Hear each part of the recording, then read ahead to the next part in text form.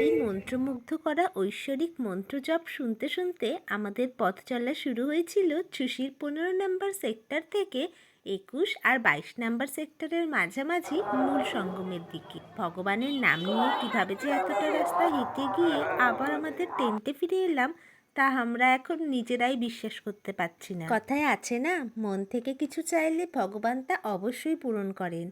আমাদের বেলাতেও তাই হয়েছিল। সম্পূর্ণ রাস্তায় কোথাও কোনো যানজটে পড়তে হয়নি। মৌনী অমাবস্যায় সঙ্গমে স্নান করার যে ইচ্ছাটা মনে দানা বেঁধেছিল এতদিন, সেই পূর্ণ স্নান করার মুহূর্ত পেলাম 15 দিন পর মাঘী পূর্ণিমাতে। এই পূর্ণ স্নানে আত্মার শুদ্ধি হলো কিনা জানি না, তবে মনে অনেক শান্তি এসেছে। দেরিতে হলেও পশ্চিমবঙ্গ থেকে উত্তরপ্রদেশের এই জার্নিটা ভগবানের ইচ্ছা ছাড়া কখনোই সম্ভব হতো না।